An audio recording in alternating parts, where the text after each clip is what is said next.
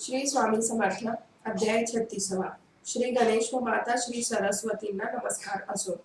श्री दत्त दिगंबरांना नमस्कार असो. श्री स्वामी रायास वंदन असो. शिष्याने श्री गुरुरायास प्रार्थिले. मायेचे स्वरूप व तिचे लक्षण काय ते विस्ताराने सांगावे. माया सत्य की असत्य तोही शुद्ध बोधार्थ समजावा. तेव्हा श्री गुरूंनी माया विवेचनास सुरुवात केली. जे पदार्थ आपल्या समोर असल्याशिवाय ते असल्याचे सिद्ध होत नाही तोवर ते त्या पदार्थाची कल्पना करवितात. एखादी व्यक्ती दिवसा भोजनच करत नाही, त्या पुरुषाच्या शरीरात स्थूलता असेल तर ती त्याने रात्री भोजन केल्याशिवाय संभवतच नाही, म्हणून ती स्थूलता ही तो पुरुष रात्री भोजन करीत असल्याची कल्पना करवितो.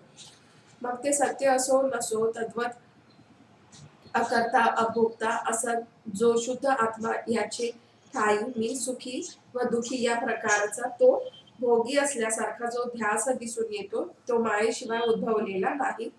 खासच आत्म्यावरील अध्यायास मायेची कल्पना करवितो. मायेचे आवरण रूपी शक्ती व विक्षेप रूपी शक्ती असे दोन स्वभाव विषय आहे. आवरण रूप शक्तीचे स्वरूप पहा.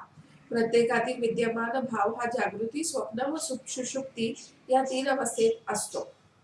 जीवाला जोवर प्रत्यक्ष आत्मानुभव झालेला नाही तोपर्यंत त्या जीवावरील मायेची आवरण शक्ती निवृत्त होतच नाही, ती केवळ ब्रह्मविद्येनेच समूळ नष्ट होते.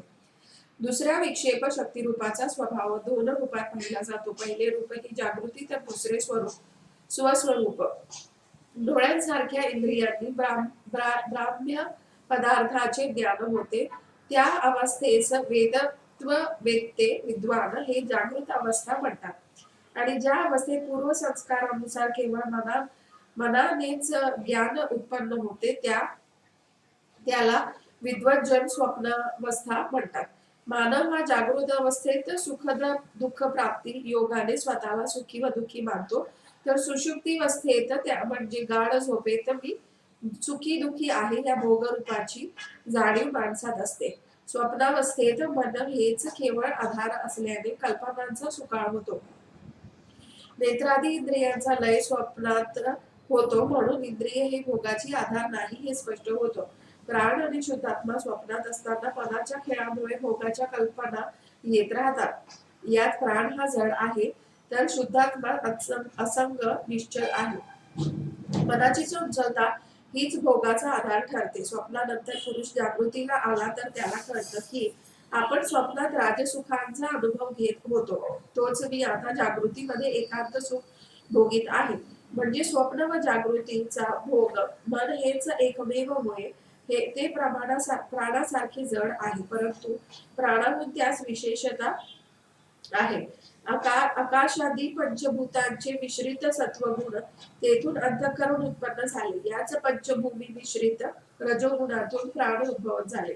सत्वगुणातून मनाचा आविर्भाव होतो, परंतु रजोगुणाने प्राण प्रकाशत नाही. जसा दिवा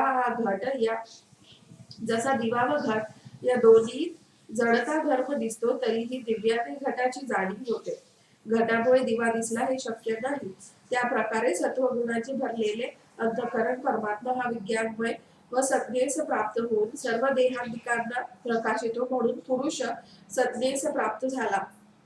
नाक कानादी इंद्रियांचे नाम त्यागून कार्य कारण रहित असा स्वतः प्रकाशला.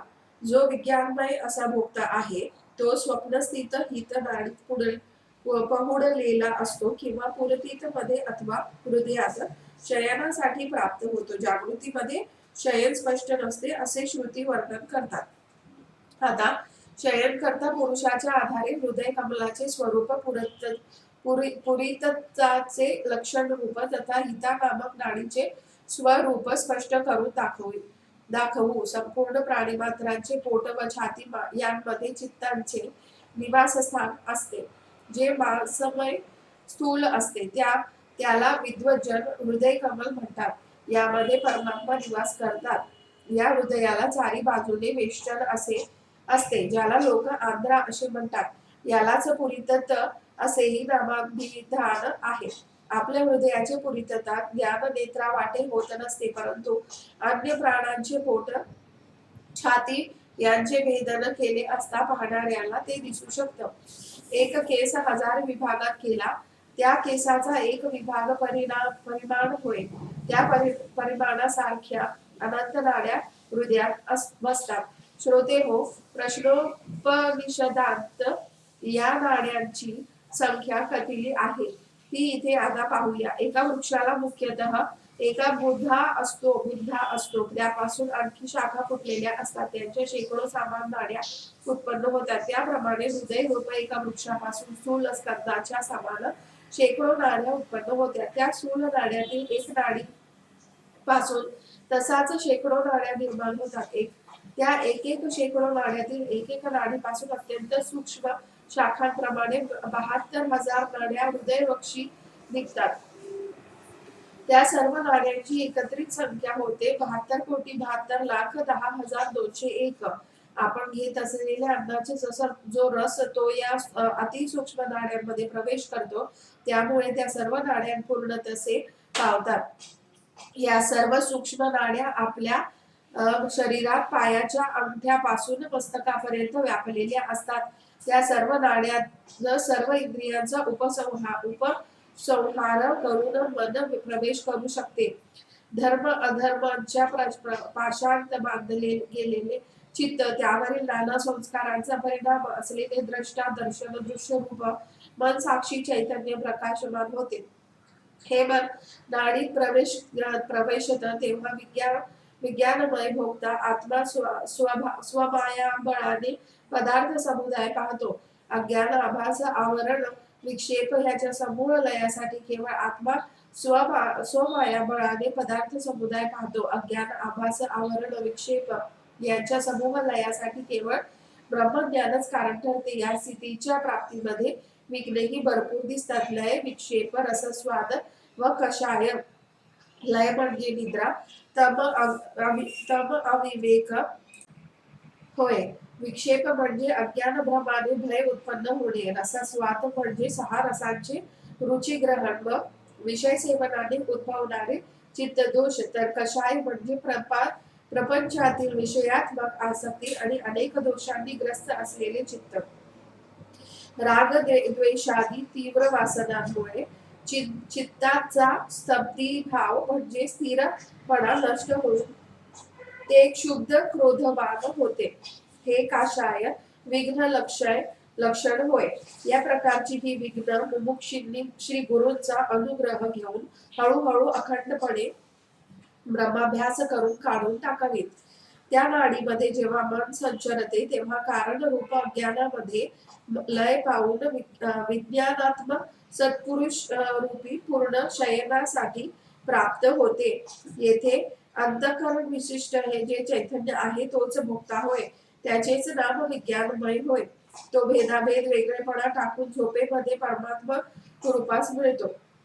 घटातील आकाश हे महदाकाशात अभिन्नत्वाने आहे, तसेच विज्ञानमय स्वरूप हे परमात्म्यापासून अभेदत्वाने असते. तसे हे परमात्मा सर्वांच्या अंतर्यामी विद्यमान असून ते स्मरणगामी जगदीश श्री स्वामी समर्थ हेच होत. अशा या भक्तवत्सल्य करुणाकंद गोविंदाचे चरित्र आता समजून घेऊया. हुकेरींचे हरवलेले म्हैशी सापडल्या. अक्कलकोट पासून 8 कोसांवर बोरामणी नावाचे गाव आहे. सोलापूर शहरातून अगदी जवळ असलेल्या गणपतराव हुकेरी नामक वाणी गृहस्थांच्या संदर्भातील ही गोष्ट. यांच्याकडे दूध दुभते बरेच होत होते. या गणपतरावांच्या 3 म्हैशी एक दिवशी हरवल्या. त्या ठिकठिकाणी शोध घेऊन काहीच केल्या त्या सापडेना. तेव्हा तेथील ग्रामस्थांच्या नेहमीच्या शिररस्त्यानुसार श्री स्वामी महाराजांकडे नमस करण्यात आला. गणपतराव हुकेरे महाराजांना वळवळून म्हणाले, महाराज, माझ्या 3 म्हैशा सापडल्यास त्यातील एक मी आपणास अर्पण करेल, अथवा एका म्हैशीच्या किमती एवढे धन अर्पण करेल. हा संकल्प करून ते परतताच एक सज्जन माणसाने त्यांना येऊन बातमी दिली की काही चोरांनी भिकाऱ्यांचा वेश धारण करून त्या म्हशी पळविल्या व एका मोडकळीस आलेल्या घरात लपविल्या. आज रात्री मागच्या वाटेने त्या घेऊन पळून जायचा विचार चोरांनी चालविला आहे. हे कळताच हुकेरींनी आपल्या समवेत दुष्टपुष्ट धगडी घेऊन त्या मोडक्या घराकडे चाल केली आणि म्हशींना सोडवून दावणी बांधून आपल्या घरी आणल्या. या एकूण प्रकारात 4 दिवस गेले. या कालावधीत त्या मुक्या जनावरांना किंचितही चारा पाणी मिळालेले नव्हते. त्यामुळे अत्यंतिक अशक्तपणामुळे येऊन त्यांना भुकेने त्या हंबरडा फोडीत होत्या. त्यांना चारा आणि पाण्यात दिल्यावर त्या शांत झाल्या. त्या ज्या पद्धतीने मिळाल्या त्याचे सर्वांनाच आश्चर्य वाटत होते. स्वामी प्रत्यक्ष परमेश्वर जगद्गुरु आहेत आणि त्या दीनदयाळ प्रभूच्या परम औदार्यामुळे म्हैशी मिळवण्याविषयीचा नवस सुफलित झाला. मग गणपतरावाने एका म्हैशीच्या मूल्याएवढं धन घेऊन त्यातून पितळेच्या 2 समया घडविल्या आणि चोळप्पांच्या स्थानी अर्पण केल्या. मार्च म्हशीला रेडकू झाले. या गणपतरावांच्या घरी आणखी एक धुष्टपुष्ट म्हैस होती, परंतु विविध साधनांतरही फळली नव्हती. तेव्हा हा निष्फळ व निरुपयोगी म्हैशीला ठेवून तरी काय करणार? मग स्वामी महाराजांच्या अर्पण करू असे म्हणून मोठेपणा दाखवत ते महाराजांना अर्पण करण्यास आले. जसे हातात तेलाचे बुधले घेऊन जात असते, ते पडले म्हणजे परत मिळवत येत नाही म्हणून स्वतःची समजूत घालत कृष्णार्पण झाले असे म्हणतात ते तसे हे झाले. हे कृष्णार्पण करणे सत्य नव्हे असे म्हणणे हे परमेश्वराला फसवण्यासारखे आहे आणि असे करणारे अन्य लोकांनाही फसवतील यात नवल काय? असो, अर्पण केलेल्या वंद्या म्हशीच्या यतीश्वरांना दया आली व त्यांनी तिचे कल्याण केले. यापूर्वी कधीही न फळलेली ती म्हैस वृद्धापकाली गर्भवती होऊन प्रसवली. या घटनेकडे पाहता लक्षात येतं की देव, मानव, पशु, पक्षी या सर्वांचे तारक श्री स्वामी समर्थ महाराज हेच होत. मेलेले रेडकू जिवंत केले. त्या म्हशीला रेडकू झाले पण तत्काळ मृत्यू झाली. लोकांनी चौकशी करता ही हुक्केरीची म्हैस असल्याचे कळताच लोक त्यांना धिक्कारू लागले. नंतर सर्वजण परब्रह्म मूर्ती स्वामीरायांसमोर पणसासाठी प्रार्थना करू लागले. तेव्हा पूर्ण परमेश्वर यतींद्र यांनी त्या पाण्याकडे कृपादृष्टी पाहताच त्यात प्राणदिक संचरून ते जिवंत झाले. आनंदित झालेली म्हैस त्याला दूध पाजू लागली. जशी पर्जन्यवृष्टी होत तेव्हा सर्व सुखी होतात, तशी परमेश्वराची कृपादृष्टी पडताच जीवन सुखदायी होते. मांज समजल्या जाणाऱ्या म्हशीला दूध द्यावयास मिळताच हुक्केरी वाणी आणि त्याच्या मंडळीला अगदी पुष्टी आली. त्यानंतर त्या दूध दुभत्या झालेल्या व फळलेल्या म्हशीचा हुक्केरी 35 किलोमीटरवरील आपल्या गावी घेऊन गेले. तथापि पुढे कधी अक्कलकोटास येऊन एक दुधाचा थेंबही महाराजांच्या नैवेद्यास अर्पलेला नाही. गरज सर्व वैद्य बरो अशा लोक वचनांप्रमाणे हे वागणे झाले. प्रापंचिकांना स्वतः अपराध केल्यावरही त्यांच्या सत्या विचाराची जाणीव बहुतेकांना राहत नाही. पुढे 2 वर्षांनंतर ते म्हैस मरण पावली. गणपतराव हुक्केरींनी आपला प्रपंच राखला. श्री स्वामींनी इतके परम दयाळू की पुत्राचे अपराध मोठेपणा दाखवून पित्याने पोटात घ्यावे, त्याप्रमाणे हुक्केरींवर कृपादृष्टी राखून त्यांनी धनधान्य तसा पुत्र पौत्री संपन्न बनवले. स्वामी महाराज विश्वंभर नारायण रूपाने पालन करताना कसलीही विषमता निष्ठुरता ठेवीत नाही. नंतर प्रत्येक पौर्णिमेला हुक्केरी व त्यांची चिरंजीव श्री स्वामी दर्शनासाठी, समाधी दर्शनासाठी अक्कलकोटी वारी करू लागले. श्रीफलादी उपचार अर्पण करून ते लोटांगण झाले. हे कथाकथन स्वतः मंडळींनीच केले म्हणून येथे देता आले. उन्मत्त हत्तीला श्री स्वामी दर्शनाने ज्ञानप्राप्ती. अक्कलकोट गावात महिपालाच्या मंदिराजवळ एक हत्ती बांधण्याचे स्थळ आहे. सध्या त्या परिसरात शाळा बांधण्यात आली आहे. तिथे गवार नावाचे हत्ती बांधण्यात आला होता. तो फार मस्तवाल झाला होता. लोकांना अतुला त्रास देत होता. एकदा तो फारच गडबड करू लागला. माहूत अथवा कोणत्याही मनुष्याला तो जवळ येऊ देईना. एका मोठ्या जाड खांबाला साखळदंड अडकवून त्याला बांधण्यात आले होते. मागचे 2 पाय अन्य साखळदंडासह अन्य ठिकाणी जखडून ठेवले होते. पुढच्या बाजूचे खांब पक्का भूमीत गडला होता. त्यावर असलेला अर्धा भाग गवाराने उपटून तोडला. नंतर मागच्या पायातील साखळदंड तोडण्यासाठी त्यांची झटापट सुरू झाली. लगतच दगड गोटे भरून रचिलेले 2 बुरुज होते ते त्याने एका झटक्यात पाडून टाकले. त्याबरोबर त्याच्या सांडेच्या आवाक्यात असंख्य दगड आले. मग त्या मदोन्मत्ताने आपल्या सोंडेने लवकरच एक दगड फेकून मारण्यास आरंभ केला. राजमार्गावरच हे ठिकाण असल्याने लोकांची बरेच ये जा असे.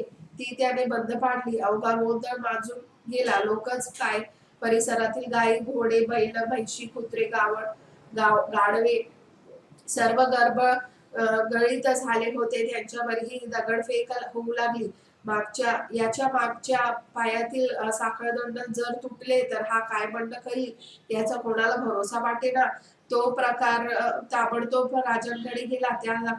त्याची दखल घेऊन आधी त्यांनी ठराविक टप्प्यांवर सशस्त्र घोडेस्वार प्रजाजनांच्या संरक्षणासाठी उभे केले. आता लोकांस असे वाटू लागले की अधिक वेळ न वाट पाहता राजे तर त्या हत्तीला ठार मारण्याची आज्ञा देतील की काय. त्याच वेळी हा प्रकार जगनियंत्रक श्री स्वामी महाराजांच्या कानी घालण्यात आला. तेव्हा स्वतः महाराज आपल्या पुष्कळ सेवेकरी जनांसह त्या राजमार्गावर दाखल झाले. ते जसे जसे हत्तीजवळ जाऊ लागले तसे तसे भयभीत जण महाराजांच्या समोर आले. स्वामी महाराज नेमके हे मार्गातून आपल्या संचारास निघालेले की काय असे त्यांना वाटले.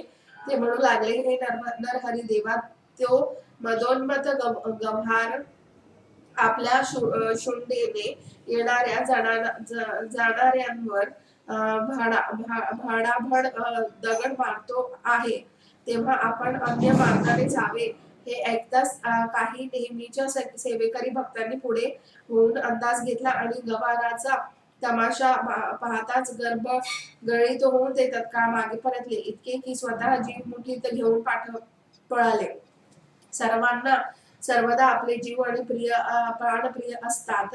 त्याच्या समवेत तर समस्त जीवांना संजीवन देणारा, सकल देहामध्ये प्राण फुंकणारा, विश्वाचा तारणहार, जगत प्राण श्री स्वामी महाराज असूनही सर्व सेवेकरी सुंबाल्या करत सुटले. जे स्वतःला स्वामींचे मोठे भक्त आणि सेवक म्हणवित होते ते आपल्या प्राणपोषक गुरु परमेश्वरांच्या परित्याग करून पळत स्वतःचे प्राण वाचवायचे समाधान मानत होते. महादेव सान्निध्यानेही शूद्र मानवाची देहबुद्धी आणि अहमता गळाली नव्हती.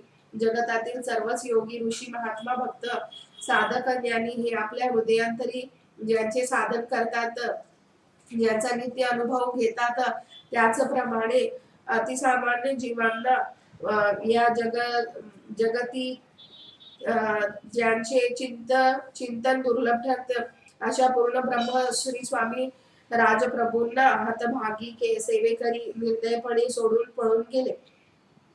जगदोद्धारार्थ अवतरलेला हा जगतपिता भक्त सेवकांचा अधिकारही न पाहता केवळ दयाळ होऊन चरितार्थ चालवितो आणि तरीही हे मात्र बळ काढतात. त्यांना लोकांमध्ये मोठे म्हणविले जात असले तरी ते शिष्य साधुजन ठरत नाही. ज्यांचा स्वामी चरणांवर निर्मळ एकाग्र शुद्धचित्त भाव असेल, भक्ती, ज्ञान, वैराग्य, वैभव श्री गुरुचरण कमली जे भ्रमर रंगला आहे असाच अशा कसोटीच्या वेळी टिकतो.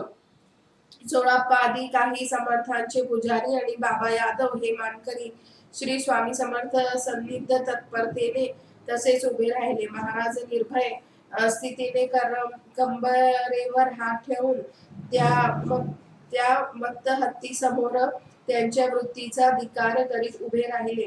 मूर्खा, चढलायस काय, माजलायस काय, विनाकारण लोकांस मारतोस? तुला तुझी ओळख राहिली नाही का? तुला पूर्वजन्मीचे स्मरण नाही का? चढेल तो खचित पडेल.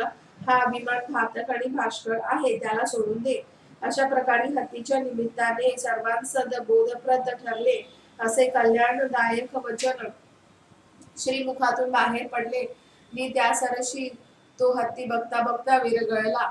पुढच्या पायाच्या गुडघे जमिनीवर टेकवून गंडस्थळ व मस्तक पृथ्वीवर ठेवून श्री स्वामी चरणांसमोर शरणागत झाला. त्याच्या नेत्रातून प्रेमाश्रुपात चालला होता. कंठ सदगतीत झाला होता.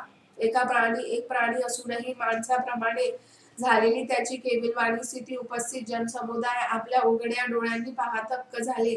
मगाचे उन्मत्त वर्तन आणि आताची सावधान चित्त सावध चित्त शालीनता प्रत्येकास चकित करून सोडत होती. अंतर्बाह्य शुद्ध मनाने तो महाराजास वारंवार पाणीपात करू लागला. अज्ञानामुळे त्याला पिसे लागले होते, पण श्री सद्गुरु दर्शन त्याला मुक्तीकडे घेऊन गेले. जसे त्रेतायुगामध्ये श्री रामचंद्र दर्शन होताच हनुमंत नळ, नील, सुग्रीव, जांबुवंत आणि 18 पद्म वानर वाणी रहित असूनही श्रीराम कृपा संपादून कृतार्थ झाले, त्याप्रमाणे गव्हार हत्तीने आपल्या कुठल्या तरी पूर्व पुण्य कर्मांनी श्री स्वामी शरणागत होऊन आपल्या जीवनाचे कल्याण करून घेतले. परमात्मा भगवान श्री कृष्ण यांच्या अपूर्व दर्शनाने गोकुळातील पशु पक्षी, गाई वासरे, वृक्ष, तृण आणि अगदी तृणचर, गजेंद्र, पाषाणादिक सर्व काही आणि गोकुळीचे गोपी गोपाल सर्वजण उद्धरले, पावन झाले. तशाच प्रकारे जगन्नाथ श्री स्वामीरायांच्या दर्शनाने मत्त हत्तीचा उद्धार झाला. त्याने लीनपणा धारण केला, पुढे कधी कोणास त्रास म्हणून दिला नाही, नागरिक सुखावले. अशा श्री गुरुच्या अनंत लीला आहेत. मुकी जनावरेही आपल्या पूर्व संस्कार आठवून श्री प्रभूंना ओळखतात आणि त्यांना ज्ञान प्राप्ती होते. वस्तुतः यापेक्षा अधिक अनुकूल परिस्थिती शरीर, वाणी, बुद्धी, चातुर्य असूनही मनुष्य प्राणी हे अद्वितीय परमात्मा स्वरूप ओळखू शकत नाही. हा त्यात वेडगळपणा नाही काय? श्री स्वामी चरणांचे अनेक सेवक दास त्यांच्या नित्य ध्यास करून स्वार्थाकडून परमार्थाकडे पोचले, साधक झाले. यातील कित्येक जण वृत्त निष्पक्षपणे सत्य संक्षेपासह आता सांगतो. कडे गावचे गुरुभक्त बाबा यादव. सातारा जवळ असलेल्या कडे या गावचे बाबासाहेब यादव नामक एक गृहस्थ अक्कलकोट संस्थानाचे मानकरी होते. हे महाराजांचे निस्सीम भक्त होते. शके 1779 ला सन 1857 श्री स्वामी महाराज अक्कलकोटात लीला दर्शन घडवून लागताच साधारणतः 3 ते 4 वर्षानंतर त्यांची विशेष प्रसिद्धी होऊन बरेच जण त्यांच्या सेवेत लागले. अगदी सुरुवातीपासून संत बाबा सबनीस, कारभारी चिंतोपंत टोळ, निस्सीम भक्त चोळप्पा सराफ आणि पांडुरंग पुराणिक हे चौघे बहुधा नित्य सेवेला तत्पर असत. बाळकृष्ण ग्राम जोशी आणि अन्य 2 माणसे शुद्ध भावाने श्री स्वामी दर्शनास येत असत. काही वर्षानंतर स्वामींच्या नित्य चमत्कार अनुभवांचा लोकांमध्ये गवगवा होऊ लागला. साक्षात्कार घडू लागले. आशीर्वाद मिळताच कार्यसिद्धी होऊ लागली. वचनेप्रमाणे ठरून देतील ते दाखवू पटू लागले. त्यानंतर मात्र हळूहळू महाराजांच्या सेवेसाठी लोक जमू लागले. काही बाहेरगावचे लोक अक्कलकोट वारी करू लागता स्थानिक अक्कलकोटचे चकित होऊन नित्य सेवेस राहू लागले. अक्कलकोट संस्थानाची मानकरी असल्यामुळे बाबा यादवांचा अक्कलकोटात मुक्काम होताच होता. तेही पूर्व संस्कार व भाग्य उदय झाल्यामुळे श्री स्वामी महाराजांच्या सेवेस येऊ लागले. महाराजांच्या अलौकिक लीलांचे जवळून दर्शन घडताच मायापाश तुटून प्रपंचाविषयी मिथ्या बुद्धी ठसून ते सदैव स्वामी सानिध्यात राहू लागले. बाबा मूळचे शुद्ध चित्त, सात्विक, भोळे, भाविक गृहस्थ होते. पूर्व सुकृतानुसार विश्वपालक सद्गुरूंची भेट होताच त्यांना अज्ञान हृदयाची जड ग्रंथी सुटून ब्रह्मविचाराने परमार्थी रंगले. तसा अज्ञान जड देहाचा शुद्धात्माशी अर्थार्थी संबंध नसतो. त्यामुळे परमार्थ कृपेने शुद्धात्माची प्रेम भक्ती अद्वैताचा अनुभव घेतात. त्याचप्रमाणे दाजीबा भोसले या प्रेमातले बाबा यादव संत श्वास पोचून नित्य हरी गुणगान करीत बसलेले असत. त्यांच्या समवेत श्री स्वामी महाराज बऱ्याचदा आत्मप्रबोध वचने बोलत बसत. त्यांच्याशी सहज निजगुज करीत महाराज हे समाधी लीलेचे निमित्त करून अक्कलकोटातून देहपुराने अदृश्य झाल्यावर ते आपल्या घरदाराचे त्याग करून बुधवार पेठेतील मठात पुढे जवळपास 12 वर्षे भजन पूजनादी सेवा करीत राहत.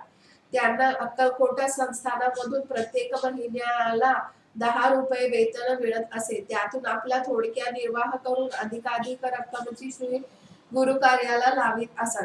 श्री स्वामीरायांच्या भागीरथी नामक गायीची जी समाधी आहे त्या समाधीच्या चिरेबंदी ओट्याची बांधणी बाबांनी करविली. श्री स्वामी समर्थ महाराजांच्या समाधी गृहाचे मुख्य द्वार, त्या द्वाराचा उंबारा हे उत्तम प्रकारच्या पितळी धातूने त्यांनी बनविले. समाधी मठासंदर्भात आणखी काही कामे असतील तर त्यासाठी ते मोठ्या प्रेमाने आपल्या जवळ असलेले धन देत असत. दिवसभरातील बहुसंख्य वेळेत श्री गुरुदेव दत्त स्वामी समर्थ नाम गर्जत टाळ वाजवीत रंगून गेलेले असत. बाबा यादव यांना इतके निर्मळ सुकृत लाभले की बुधवार पेठेत या तारक मठात आपला देह विसर्जित करून ते ब्रह्मरूप झाले. विदेह कैवल्यात मिळाले. सरदार असूनही कसल्या खटपटी नाही, कोणतेही भयंकर खटाटोप नाही, काम राग द्वेष नावसही नाही. असे पुण्यवान उदार निर्मळ मनाने गुरुभक्त बाबा हे एक संतच होते. बाळप्पांचे अक्कलकोटी आगमन दक्षिणेतील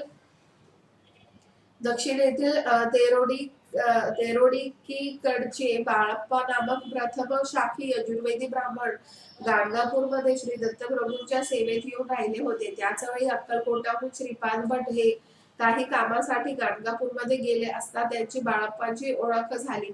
एकमेकांच्या क्षेमकुशल विचारानंतर श्रीपाद भटांनी अक्कलकोटला श्री स्वामी समर्थ हे दत्त स्वरूप प्रमाण लीला करीत असल्याची कल्पना दिली. ते ऐकून बाळप्पांना आनंद झाला. मी एक कुटुंबस्थ ब्राह्मण असून श्री स्वामीरायांचे महदर्शन मलाही होईल काय असे त्यांनी विचारत श्रीपाद भटांनी त्यांना मोठ्या आनंदाने अक्कलकोटात आणले. त्याची स्वतः भोजनादी व्यवस्था लावून समर्थासमीप ठेवले. श्री गुरु कृपाची जाणीव होताच बाळप्पा नित्यसेवा करू लागले. पुढे काही दिवस गेल्यानंतर त्यांनी आपल्या भागीरथी नामक महापतिव्रता पत्नीला अक्कलकोटात बोलावून घेतले.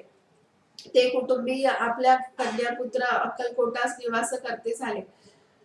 सुंदराबाईची समर्थ सेवा. सोलापूर येथील सुंदराबाई नामक एक विधवा ब्राह्मण स्त्री स्वामी सेवेसाठी अनेक वर्ष अक्कलकोटात राहिली. तिच्या नुसारच बाळप्पांनी कुटुंबासह श्री स्वामी सेवेत राहता आले. सुंदराबाईची कन्या व जावई त्यांचे बाळेही अधूनमधून येऊन जात नांदत. महाराजांच्या सेवेकांनी धनवस्त्रांसाठी काही उणे पडत नसे. त्या स्थानावर सुंदराबाईचा शब्द प्रमाण ठेवून लागताच त्यांना स्वामी सेवेत काढून टाकण्यासाठी बऱ्याच जणांनी पुष्कळ प्रयत्न केले. असंख्य खटपटी केल्या. आपली पुण्याई व बळ निरर्थक खर्च केले. पण तिच्याच पुढे सर्व थकले. शेवटी विष्णू ओंडकर यांच्या घरामध्ये बसले असताना बाईंना प्रसादिक पादुका देऊन स्वतः महाराजांनी सेवेतून तत्काळ दूर केले. काहीतरी इच्छा ठेवून अशुद्ध चित्ताने सद्गुरूंची सेवा करणे बरे नाही. सेवेकर यांचे नातेसंबंध. श्रीपाद भटांनी आपली कन्या काशी ही बाळप्पांचे चिरंजीव गुरुनाथ यांना विवाहपूर्वक दिली. श्री स्वामी महाराज निजानंदवासी झाल्यानंतरची ही घटना होय. महाराजांच्या समाधी पश्चात पेठेतील मठामध्ये पुजाऱ्यांच्या जागेमध्ये बाळप्पा हे आपल्या परिवारासहित येऊन राहिले. तिथे त्यांच्या अल्पवयीन कनिष्ठ पुत्र मरण पावला. त्या पुत्र शोकाचा धक्का खाऊन त्यांची पत्नी भागीरथीबाई थोड्याच अवधीत श्री स्वामी लोकी गेली. या स्त्री पुत्र वियोगानंतरही गुरुभक्त बाळप्पा श्री गुरु सेवेत अखंड दक्ष राहिले. ते सदोदित पूजा अनुष्ठानात असत. सद्गुरु सुंदराबाईच्या समवेत उपोषित स्थिती शुद्ध मनाने श्री स्वामी भक्त ते गुंग राहत. पुढे त्यांचे ज्येष्ठ पुत्र गुरुनाथ यांचा कलबुर्ग्यामध्ये एक क्षयरोगाने मृत्यू झाला. तेव्हा त्याची स्त्री काशी आपल्या सासऱ्यांसह निरुपाय होऊन अतिदुःखी बनली.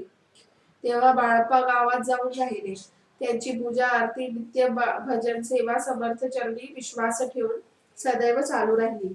विविध प्रांती संचार करून त्या तपस्वी गुरुभक्ताने महाराजांची ध्वजा मोठ्या जोमाने वाढविली. ब्राह्मण भोजन समारंभ, दत्त जयंती, समाधी दिवस आदी उत्सव ते मोठ्या प्रमाणात साजरे करीत. बाळप्पांचे चिरंजीव श्री गुरुनाथ यांची विधवा स्त्री काशी ही आपले पिता श्रीपाद भट यांच्या घरी राहत असे. वैराग्य संपन्नतेने शुद्ध मानस दाखवून सदधर्माने तिने गुरुभक्ती केली. पेठेतील मठामध्ये दासबोध, ज्ञानेश्वरी, एकनाथी भागवत यासारख्या ग्रंथांचे सर्वदा सार्थ पठण करीत. श्री स्वामीरायांची अखंड सेवा करीत. तिने आपल्या जीवनाचे सार्थक केले. अशी निस्पृहतेने कसल्याही उपाधीमध्ये न अडकता शुद्ध चित्ताने परमार्थ सेवा केली असता सद्गुरु कृपा होऊन जन्मोजन्मीचे सार्थक होते. वेद पुराणांचे सार्थ मथित असे हे श्री गुरु लीलामृत होय. ब्रह्मनिष्ठ वामन अध्याय रचित हा श्री गुरु शिष्य संवाद रूप असा 36वा अध्याय इथे पूर्ण होत आहे. श्री स्वामी समर्थ.